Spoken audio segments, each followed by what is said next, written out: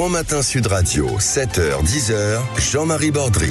8h39 sur Sud Radio, tout de suite, notre invité politique Carlos Martens Bilongo, bonjour. Bonjour. Député France Insoumise, nouveau Front Populaire du Val d'Oise. Pas en vacances pour ce qui vous concerne. Pas en vacances. Pas de vacances pour les députés? Pas de vacances pour les députés, ça dépend. En tout cas, moi, j'adore Paris en août. Oui, c'est vrai. Vide. Mais écoutez, Ça en tout roule. cas, c'est vide, ça roule. Il y a des épreuves de sport, il y a des JO, justement. On va parler des Jeux Olympiques avec vous. Est-ce que la gauche n'aime pas le sport? Tiens, c'est une question qu'on va vous poser. C'est une ministre qui a dit ça. On va parler aussi, malheureusement, de la situation internationale qui est très inquiétante. Mais avant ça, j'aimerais que vous répondiez à Sylvain, qui était avec nous au 0826 300 300 à l'instant. Petit patron dans le transport, si vous mettez le SMIC à 2000 €, le lendemain, avec sa femme, il ferme son entreprise. Non. Il faut savoir que le SMIC à 1600 €, c'est quelque chose de salvateur pour de nombreuses personnes. Les salariés qui sont aujourd'hui à la gorge avec l'inflation, il faut que les salaires soient rehaussés. Et les salaires rehaussés, vous savez, ça va faire plus de commandes pour la TPE de ce monsieur qui a 5 salariés. Ces salariés-là, les 5 personnes, sûrement, ils ont du mal à payer leurs factures, mal à payer leur loyer, mal à subvenir leurs besoins, parce que l'inflation, elle existe. Et les salaires ne sont pas indexés à l'inflation. Donc, rehausser le SMIC, c'est aussi plus de bons de commande pour les TPE et les PME. Et je veux le dire aussi, depuis que le président Emmanuel Macron est en place, les TPE et les PME sont à la gorge. Et ce monsieur a raison quand il demande de réinstaurer l'ISF. Parce qu'en fait, c'est plus possible d'avoir les gros patrons se gaver d'argent, en plus pouvoir faire plein de choses d'optimisation fiscale, quand les TPE et les PME ne peuvent pas le faire, parce qu'ils sont sur place, ils sont en France. Les salariés vivent sur place, ils ont une concurrence aussi qui est en place. C'est ce dont il parlait, justement. C'est ça le problème. C'est la concurrence déloyale qui tue les petits patrons, et les patrons sont nos territoires français. Et dans ce cas-là, on fait comment? On ferme les frontières, on met des contrôles aux frontières pour empêcher les routiers étrangers d'arriver? On met en place des clauses miroirs. À un moment donné, on voit que le système capitaliste a voué toutes les TPE et les PME. La France était connue pour ça. Aujourd'hui, vous à l'échec. L'ensemble des personnes que vous connaissez, vos voisins, vos amis, vos frères, cousins, cousines, travaillent auprès des TPE et des PME. Et aujourd'hui, ces PME et ces TPE sont menacés par ces concurrences. Donc, c'est irrationnel aujourd'hui. Parlons des transports. Ça ressemblerait à quoi? Une clause miroir en ce qui concerne les transports? C'est irrationnel d'être en concurrence avec des Autrichiens, avec des Polonais, et pour tuer aujourd'hui les foyers français. Donc qu'est-ce qu'on fait dans ce cas-là? On empêche les routiers polonais d'entrer en France? On n'empêche pas, on regarde spécifiquement sur quel type de transport il est ce monsieur.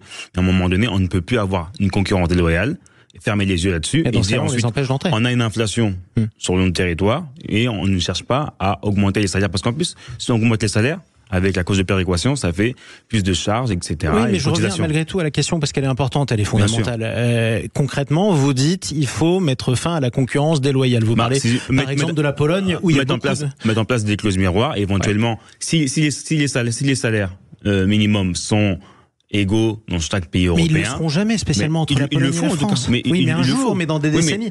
Qu'est-ce qu'on fait aujourd'hui avec cette concurrence polonaise, par exemple? Il faut impulser qu'il y ait un salaire minimum européen pour qu'aujourd'hui, il n'y ait pas de concurrence sur les bons de commande. Et si vous l'augmentez en France, il faut l'augmenter encore plus dans le reste de l'Europe. Ils vous suivront jamais. Il faut qu'ils suivent au final. Moi, je suis pour, mais il faut les tirer vers le haut parce que moi, je suis contre le fait qu'un travailleur français soit soumis à la concurrence d'un Roumain. Mais ça veut dire quoi concrètement? Ça veut dire que tant que le salaire en Roumanie, par exemple, ou en Pologne ne sera pas aussi élevé qu'en France, on fait pas de concurrence? Ou alors, qu'est-ce qu'on fait? Il faut le faire différemment. Moi, à un moment donné, dans le bâtiment, il y avait les travailleurs détachés qui venaient sur le territoire et qui prenaient les emplois de jeunes Français qui avaient peut-être un BTS ou un bac pro au bâtiment. Il y a aussi des Français qui sont travailleurs détachés dans le reste de l'Europe. Ça marche dans les deux sens. Ça dépend du type de métier, mais quand on sait qu'en France, il y a un taux de chômage qui est important et qu'on a des bacs pro qui existent en bâtiment, c'est quand même paradoxal d'avoir des concurrents qui viennent sur notre marché et travailler, et par exemple avec des salaires plus inférieurs. Et en plus, à qui profite je vais pas dire le crime, parce que c'est un crime économique.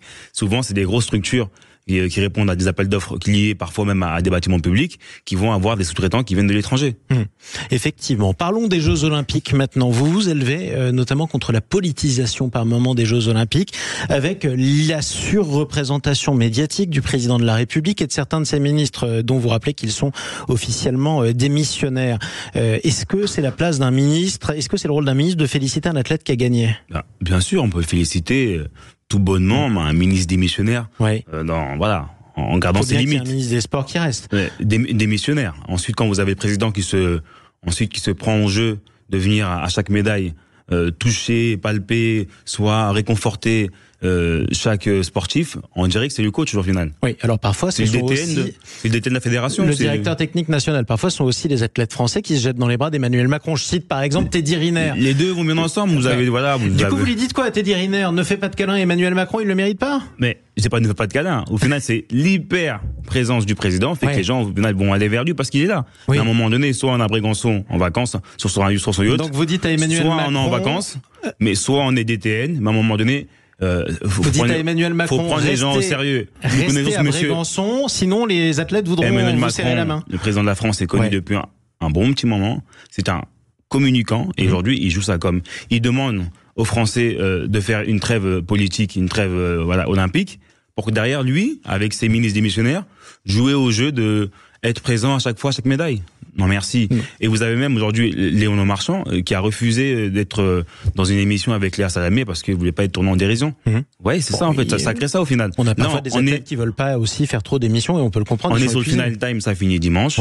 Moi je veux juste que les athlètes soient respectés. Vous avez de nombreux athlètes français qui ont fait des cagnottes pour pouvoir participer aux Jeux olympiques parce qu'ils n'avaient pas de moyens. C'est vrai. Il faut pas tourner ça en dérision en fait. C'est pas du sport business. C'est pas du sport business. Parlons aussi par exemple parfois de la reconnaissance de la nation. On peut se souvenir de Marie-Josée Pérec, cette légende française de l'athlétisme, quand elle relit la lettre de félicitations que Jacques Chirac, président à l'époque, lui avait écrite, elle la lit avec les larmes aux yeux, quelle que soit la couleur politique du président. Ça pourrait être un président de gauche aussi. C'est important pour les athlètes. C'est super important. Moi je suis enseignement coach sportif. Je fais du sport et c'est très important pour nous parce que c'est des mois, des heures d'entraînement, des sacrifices énormes pour les sportifs et les compétitions parfois elles durent juste 4 secondes, 10 secondes, en une minute tout s'arrête. Et avoir cette reconnaissance de la nation au travers d'acteurs politiques, peu importe leur bord, c'est toujours une reconnaissance importante. Donc c'est mieux que le président soit parfois au JO et pas forcément à Brégançon. Non mais ça suffit d'avoir juste une lettre, un tweet, ça peut suffire. Mais d'être là devant chaque compétiteur. En cas de défaite, en cas de victoire, les réconforter, c'est un peu trop. Oui, c'est trop. Bon, on en montre trop d'affection. Pourquoi pas? Rachida Dati, la ministre de la Culture, a demandé aux élus de la France Insoumise, c'est votre cas, de venir, je cite, supporter les sportifs français. Est-ce que les Insoumis aiment moins le sport que les autres? Ce n'est même pas vrai. Moi, j'ai plein de collègues à moi qui sont dans les fan zones ou dans les stades pour encourager les sportifs français. Vous êtes resté à Paris, par exemple, il y a plein d'épreuves aujourd'hui. Moi, je suis resté à Paris parce que j'adore le sport, j'adore les JO et je supporte toutes les équipes. Je suis très heureux pour Thierry Henry. Sportif, vous l'avez dit d'ailleurs. Je suis très heureux pour Thierry Henry qui a subi plein de choses avec l'équipe de France à l'époque où il a mis la main contre l'Irlande et aujourd'hui il a gagné avec la France, il a entraîné la Belgique quand nous étions face à lui, donc c'est une très belle chose d'avoir Thierry Henry. C'est une légende, faut se souvenir de Thierry Henry pour autre chose que pour sa main, parce que qu'est-ce qu'il a fait. Moi aussi je pense aussi à l'équipe féminine qui a fait un très bon match contre le Brésil, malheureusement. Exactement. Ils arrêtent en quart de finale avec Hervé Renard. Ce sera notre débat dans une petite demi-heure avec nos invités. Est-ce que la France a mangé son pain blanc dans ces JO? Je parle de performances sportives. On a eu beaucoup de natation, beaucoup de médailles, notamment le rugby à 7 également. BMX, l'escrime. Voilà. Est-ce que cette deuxième semaine sera plus difficile? Pas plus difficile, mais peut-être qu'il y aura moins de médailles. À partir de quel classement c'est un succès pour le pays? Moi, je pense que là, dès qu'on arrive à 45 médailles, c'est déjà un succès. Donc, quoi qu'il arrive. C'est un succès. Et si jamais on finit en dehors du podium, est-ce que ce sera un échec? Non, ça sera déjà un succès. On a reçu le monde. Ouais. Ça s'est plutôt bien passé. Je suis très heureux. Premier bilan pour les Jeux Olympiques. Donc, en tout cas, vous avez par exemple des athlètes américains qui sont contents de se faire soigner dans les pavillons France, les JO. Donc, c'est encore une beauté. Des athlètes américains qui ont dit qu'une fois qu'ils vont rentrer aux États-Unis, ils vont revendiquer d'avoir l'accès aux soins. Alors on est d'accord. C'est une victoire encore française. D'ailleurs, ça a fait beaucoup réagir. C'est une victoire politique. C'est une victoire politique peut-être, sauf que ça a fait beaucoup réagir. Justement, beaucoup d'athlètes étrangers, notamment une athlète américaine, se félicitent d'avoir un accès aux soins gratuits. Ça leur permet de faire des bilans de santé, par exemple, des bilans dentaires, des examens gynécologiques dans le village olympique. Alors c'est le CIO qui prend ça à sa charge. En lien avec peut-être Paris. En lien avec les hôpitaux de Paris. Malgré tout, pour vous, c'est un symbole fort. Un symbole très fort, bien sûr. D'avoir une athlète américaine qui nous dise, une fois que je rentrerai aux États-Unis, je demanderai les mêmes soins, que j'ai pu faire un soin bucco-dentaire, etc. Vous savez, c'est très cher les soins bucco-dentaires aux États-Unis. Et c'est pour ça même que les grands milliardaires français restent en France parce qu'ils veulent accéder aux soins bénéfique et pérenne. Alors vous avez compris, on parlait du sport, là on est passé à l'extra-sportif. Parlons malheureusement de cette actualité qui a gravement entaché le rugby. On est sur Sud Radio, c'est la radio du rugby. Vous vous souvenez de cette vidéo surréaliste avec des propos racistes tenus par le rugbyman français Melvin Jaminet. On apprend aujourd'hui que son club, le Rugby Club Toulonnais, finalement ne le licenciera pas. Il sera sanctionné lourdement, mais il restera un joueur du RCT. Est-ce que le club a tort ? Je ne sais pas si le club a tort. En tout cas, moi, en France, ce que je condamne, c'est le double standard. Est-ce que si ces propos avaient été tenus vers une autre communauté, une autre personne, on aurait réagi différemment? Je vais rappeler d'ailleurs ces propos qui sont choquants et racistes, mais il faut le dire parce que c'est ce qui a fait scandale. Le premier arabe que je croise, je lui mets un coup de casque. C'est ce qu'a dit dans une vidéo qu'il a publiée plusieurs fois. Remplaçons le mot arabe par une autre ethnie, une autre race qu'on a sur le territoire français. Comment on aurait réagi? C'est ça le problème. Il faut cesser le double standard. Il faut cesser le double standard. C'est-à-dire? Mais en fait, il faut pas de double standard. Ça veut dire aujourd'hui, si le joueur est réintégré, en fait, on crée une brèche pour dire c'est possible en fait d'insulter les Arabes. Double standard. Quel est le contre-exemple auquel vous pensez? Il peut y en avoir plein, des milliers en fait. On a plein de communautés en France. En fait, c'est pas possible de se dire que c'est le racisme. Ce n'est pas une opinion. Mais qu'est-ce qui vous fait dire que s'il un club sportif? Vous savez, les valeurs du sport, c'est quoi? Moi, sur le terrain, quand je joue, j'ai que des coéquipiers. Je ne sais pas à qui je fais la passe. Je ne sais pas. D'accord là-dessus. Voilà. Et c'est ça en fait le problème, c'est qu'aujourd'hui, ce joueur va être réintégré. Et quelle image ça donne à la jeunesse? Quelle image ça donne aux supporters et aux supportrices qui regardent le rugby et qui se disent, en fait, on a insulté des Arabes, quelqu'un a menacé de fracasser des Arabes, ce que je vais croiser, et je suis réintégré, je rejoue. Tout simplement. Vous savez que ces Français-là qui sont... pour l'exemple. Oui, mais ces Français-là qui sont arabes, ils sont blessés, on a leur fort intérieur. C'est le moins qu'on puisse dire. Et d'ailleurs, leurs compatriotes sont censés l'être tout autant après tout, puisqu'on peut dénoncer le racisme. Maintenant, c'est au RCT de savoir que si c'est un double standard. Est-ce que si c'était lié à une autre communauté, comment aurait-il réagi? Vous sous-entendez que s'il avait dit le premier blanc que je crois, je lui mets un coup de casque, il aurait été viré? Mais attends, faut demander ça à son club, au final. C'est vous qui dites double standard. Ce que je demande, c'est que je condamne, c'est que on veut pas de double standard. J'aimerais savoir que si son club avait eu le cas de figure avec un autre propos, comment aurait-il réagi? C'est la question que vous posez au RCT. Moi, en tout cas, il n'y a pas de double standard avec moi. Vous dites ce terme-là. Pour n'importe quelle communauté, c'est condamné. Vous ne seriez pas patron du club, il serait viré, point à la ligne. Il ne serait pas réintégré. Oui. En tout cas, le message est passé. Parlons maintenant de l'actualité internationale. J'ai entendu dire que l'Iran allait attaquer Israël cette nuit. Ça s'est pas produit, c'est ce qu'avait annoncé Donald Trump. Malgré tout, le risque d'escalade militaire entre l'Iran et Israël est très élevé. Il y a plusieurs mois, lorsque l'Iran avait lancé plusieurs centaines de drones en direction d'Israël, la France en avait intercepté un certain nombre depuis ses bases militaires au Levant. Est-ce que la France doit soutenir Israël en cas d'attaque militaire iranienne? Carlos Martens Bilongo. La France doit soutenir la paix dans toute cette région. Vous savez, nous avons 700 militaires français au Liban, avec l'opération Finul, avec les Nations Unies. Beyrouth a été bombardée. Vous avez des touristes qui sont aujourd'hui au Liban, qu'on demande de quitter le pays, et l'aéroport est aux abois. La France, par sa voix, a toujours eu cette neutralité, cette voie centrale, cette voie de chercher la paix, chercher les consensus au niveau international. Et malheureusement, aujourd'hui, elle ne répond pas présent.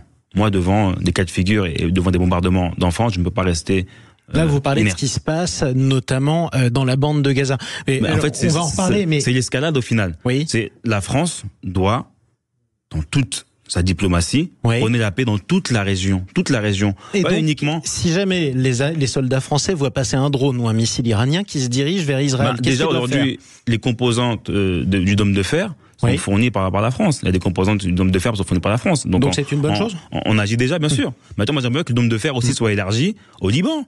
Pourquoi pas? Il y a 700 militaires français au Liban. Qu'est-ce qu'on fait? Moi, quand je vois des images de bombardements au Liban, je suis dévasté. Vous savez, j'ai connu une époque où un criminel de guerre, quelqu'un qui commettait un acte terroriste, on voulait qu'il soit jugé à la CPI. On était impatients de le voir. À la Cour pénale internationale. Exactement. Moi, quand je vois aujourd'hui des personnes qui sont satisfaits d'avoir des gens qui meurent à gauche à droite, c'est l'escalade du sang. Là, vous parlez du gouvernement israélien. En fait, c'est l'escalade du sang qui fait qu'aujourd'hui, demain, le droit international est totalement violé, on viole des frontières, on bombarde à gauche. Sauf qu'on en est là aujourd'hui, justement, et quel que soit le début des actes, quel que soit le début de cette situation, il y a un risque de guerre très clair entre Israël et l'Iran. Qu'est-ce que la France peut faire pour appeler élargi? Vous avez le Conseil de sécurité russe Monsieur Zoukoï qui est arrivé en Iran, ça va être quoi en fait, une troisième guerre mondiale? C'est le ministre, oui. C'est pas possible aujourd'hui. Donc qu'est-ce que la France peut faire? Mais la France doit prôner la paix. Bon, mais ça ne fait que ça. Oui, mais pas assez. La voix est trop silencieuse. Qu'est-ce que la France peut faire pour appeler Israël et l'Iran à la paix? La France aurait dû déjà appeler à un cessez-le-feu à la fin de livraison d'armes à Israël. En Israël, vous avez un gouvernement d'extrême droite. Vous avez une gauche israélienne qui prône aussi la paix et qui dit stop à un moment donné. Que la France a appelé à un cessez-le-feu. Libération des otages, par exemple. Mais à un moment donné, il faut appuyer la sonnette d'alarme quand vous avez des gens qui sont décapités, des journalistes et autres. Après, ce qui est très important surtout, qui a noté, c'est que la fin de l'escalade, elle doit être demandée quand on a des bombardements et des choses inacceptables qui se déroulent même en Cisjordanie. Vous avez le ministre des Finances israélien qui dit que on peut, en toute légitimité, laisser mourir de faim 2 millions de personnes. Alors c'est l'interprétation. Il faut rappeler ce qu'il a dit le ministre, et ça a fait scandale, vous avez raison de le souligner, le ministre des Finances israélien. Et aussi, il a dit qu'il était justifié d'interrompre l'aide alimentaire aux Palestiniens de la bande de Gaza tant que les otages israéliens n'étaient pas libérés. C'est sur l'article de Time of Israel. Et aussi, qu'est-ce qu'il rajoute, c'est qu'il a bloqué 24 millions d'euros destinés à l'autorité palestinienne de Cisjordanie. Oui. Donc si ces personnes-là n'ont plus de moyens, en plus c'est leurs recettes fiscales qui sont bloquées, à un moment donné, vous asphyxiez les gens, ça crée encore une haine et à un moment donné, un moment de tension. Donc vous demandez à Israël d'arrêter le premier et de baisser les armes le premier. Pas de baisser les armes, mais d'arrêter en fait cette colonisation. Parce que c'est ce qu'il encourage au final, c'est de coloniser et d'arrêter le processus d'avoir 2 États. La France doit prendre des États, doit le faire avec toute sa force, toute sa puissance. Elle le fait toujours et le Quai d'Orsay continue à le faire. Pas assez. Manifestement parce qu'elle n'est pas écoutée. La France peut faire mieux. Oui, mais manifestement elle n'est écoutée ni par le Hamas qui ne veut pas 2 États, ni par le gouvernement israélien. En Cisjordanie, vous avez l'autorité palestinienne qui n'est pas le Hamas en Cisjordanie, avec une colonisation agressive avec 800 000 colons extrémistes. Et ça, la France doit user de tout son poids pour dire stop. Vous savez, moi je suis parlementaire. Au Parlement, à la Knesset, ils ont débattu de pouvoir insérer des objets dans le rectum de prisonniers. Où est la France pour dire stop? Alors ça, c'était une autre affaire, effectivement, mais il y a eu un cas de viol gravissime sur un prisonnier palestinien dans un camp de prisonniers. Ça a déclenché des dérapages et des émeutes, notamment parce que certains extrémistes ne voulaient pas que les soldats qui avaient commis ce viol soient jugés, contrairement à ce que demandait le ministère de la Justice israélienne. On en reparlera, malheureusement, parce que cette guerre est loin d'être terminée. Merci d'avoir pris la parole ce matin, Carlos Martens. Merci à vous pour l'invitation. Je rappelle que vous êtes député France Insoumise, nouveau Front Populaire du Val d'Oise. Restez avec nous sur Sud Radio, on va se retrouver dans quelques minutes, juste après le journal de 9h, on va parler des Jeux Olympiques. À quoi va ressembler cette 2e semaine des JO? On en parlera avec nos invités, à tout de suite sur Sud Radio.